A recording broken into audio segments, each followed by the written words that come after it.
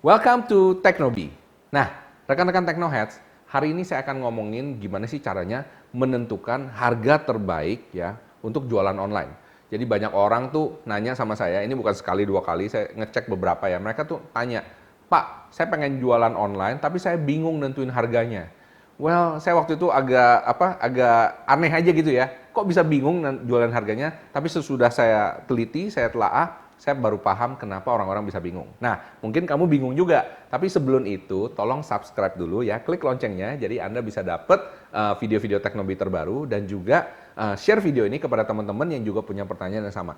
Dan sebelum itu, tolong follow juga saya di Instagram ya, Michael Sugi di sini, dan kemudian Teknobi Channel. Oke, dan kita akan langsung lanjut sesudah yang satu ini.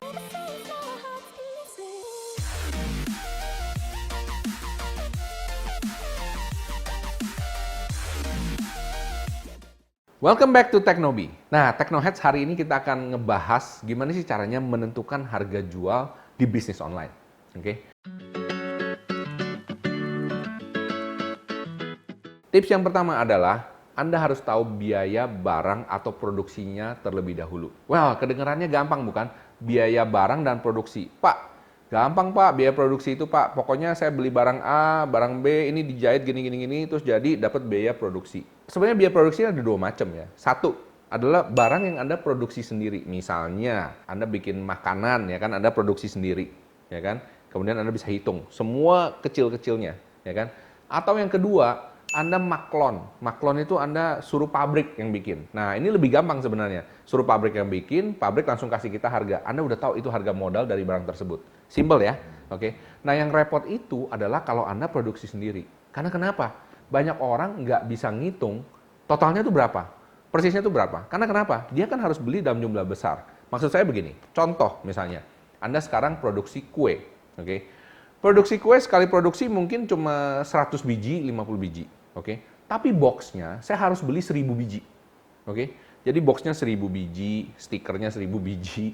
Kemudian ada lagi biaya yang lain, misalnya saya perlu bikin website, ya kan? Saya perlu bikin misalnya stiker, saya perlu ngeprint hal sesuatu. Nah, ini semua harus dimasukin.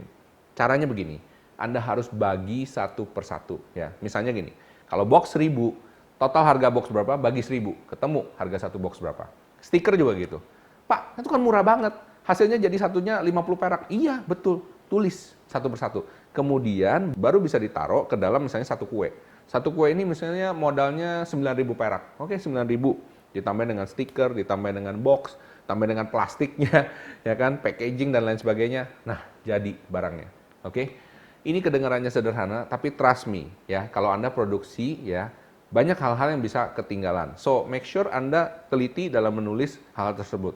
Kalau misalnya Anda nggak mau pusing, ya udah suruh orang aja yang bikin, ya kan? Anda dapat modalnya, beres.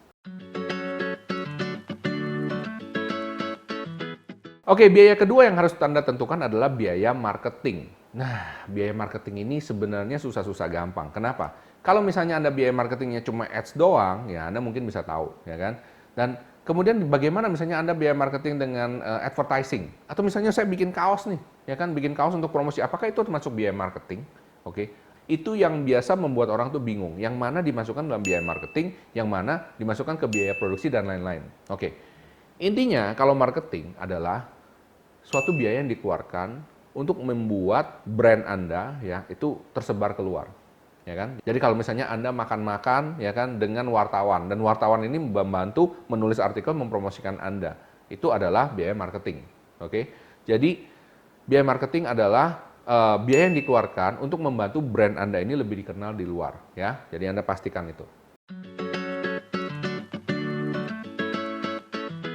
Oke, biaya ketiga adalah biaya packing dari delivery-nya. Nah, karena kenapa? Delivery-nya itu biasa ditanggung oleh si pembeli. Tapi kalau misalnya biaya delivery-nya Anda yang tanggung, bisa juga loh. Misalnya Anda kirim, misalnya contoh tadi kue ya, Anda kirimnya itu misalnya ke satu tempat dan dia belinya banyak banget ke toko misalnya kayak gitu. Kadang-kadang mereka merasa beli banyak, dia nggak mau tanggung biaya delivery. Dan Anda harus tanggung itu. Anda harus tulis gimana. Kemudian yang jangan lupa lagi adalah box-nya, ya kan? Box-nya itu harus dibeli juga, ya kan? Kemudian packaging-nya kayak gimana? Anda harus hitung semuanya ke dalam cost produksi Anda.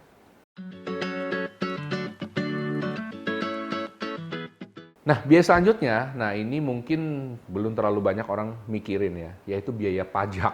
Oke. Well, zaman sekarang ini ya, pajak itu ada untuk bisnis online juga. Nah, biayanya berapa Anda cek sendiri, karena biaya pajak itu beda-beda ya. Mungkin saya ngomong sekarang dengan yang 2 tahun lagi atau setahun lagi mungkin bisa beda ya. Tapi Anda silahkan cek, dan biaya pajak itu Anda harus bayar. Karena kenapa? Ya kan kita warga negara Indonesia yang baik dan benar. Betul?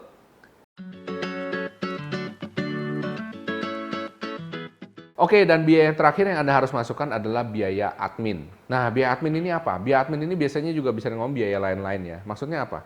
Kalian hire berapa customer service? Anda hire berapa orang yang ngurusin pembukuan, ya kan? Itu harus dimasukkan semuanya. Jadi, paling gampang itu ditotalin, kemudian Anda lihat bulanannya berapa, dan kemudian Anda lihat kapasitas produksi Anda 1 bulan itu berapa, ya. Nah, ini berarti kalau misalnya kapasitas produksinya lebih banyak, sedangkan yang orang ngerjain sama segitu-segitu aja, berarti harganya bisa lebih murah. Betul sekali. Ya. Nah, itu adalah keuntungan Anda. Jadi, bagaimana caranya memaksimalkan orang-orang ini supaya biaya produksinya itu bisa lebih ditekan lagi. Oke, nah sekarang Anda sudah tahu semuanya, ya kan? Anda sudah dapat biaya modalnya produksi gimana, Anda tahu biaya marketing cost-nya berapa, kemudian biaya packing dan delivery-nya, kemudian biaya pajaknya, dan kemudian biaya admin dan lain-lain. Semuanya ini dijumlahin, oke, dijumlahin, dibagi untuk per barang, ya, dibagi per barang. Nah, sekarang Anda harus tentuin lagi nih, ya kan? Dari sini, Anda apakah sistem jualnya langsung ke customer, atau Anda punya reseller lagi, atau Anda punya dropshipper. Wah, banyak tuh. Jadi Anda harus bikin tier, ya kan? Jadi yang pertama, dari harga modal produksi semuanya ini, Anda harus ambil satu margin ya, khusus buat Anda sendiri, ya kan? Khusus buat Anda sendiri, ya kan? Itu yang pertama orang lupa. Anda harus ambil dulu dari situ. Jadi misalnya modalnya 10.000, Anda taruh, oh saya mau untung 30%. Kamu jual 13.000, udah. Harga itu nggak boleh turun dari 13.000. Dari sini Anda baru tentukan, ini harga 13.000 ini yang beli siapa? Distributor yang paling besar kah? Diambil harus minimal berapa? Kemudian reseller berapa? Kemudian dropshipper. Dropshipper harga jangan sama dengan reseller ya. Dropshipper harganya harus lebih mahal. Karena kenapa? Dia nggak pakai modal, ya kan? Dia cuma beli satu-satu. Dropshipper beli dengan harga misalnya 15.000, something like that. Oke. Anda tentukan sendiri, dan kemudian harga ke customernya berapa? 20.000 misalnya. Oke. So, Anda perlu satu margin yang menarik ya buat orang jualan. Tapi Anda juga harus ingat bahwa Anda ada biaya yang harus dibayar, ya kan? Jangan sampai kasih untung terlalu banyak kepada orang jualan, Anda lupa dengan diri Anda sendiri, oke? Kedengarannya lucu, beneran terjadi, ya kan? Karena saya lama di Tanah Abang, saya paham gimana cara orang-orang jualan, oke? Jangan lupa nomor 1, pay yourself first, ya. Oke, sekian dari saya, semoga ini bisa membantu Anda gimana sih caranya menentukan harga untuk jualan online. Dan buat teman-teman yang pengen tips yang lebih, Anda bisa sekarang ke teknobi.com. Yes, teknobi.com, nanti ada pop-up ya. Subscribe di situ, ya kan? Tulis nama, email, dan telepon Anda. Karena kenapa? Kita ada info-info dan update terbaru ya, yang mungkin aja bisa membantu Anda. Dan juga kita kadang-kadang suka kirim giveaway. So, nantikan dan jangan lupa ke teknobi.com. Dan juga jangan lupa untuk subscribe dan like video ini, dan komen below kalau misalnya hal ini membantu Anda atau Anda punya ide-ide yang lain. Oke? Sekian dari saya, semoga membantu. Salam sukses, salam hebat, luar biasa.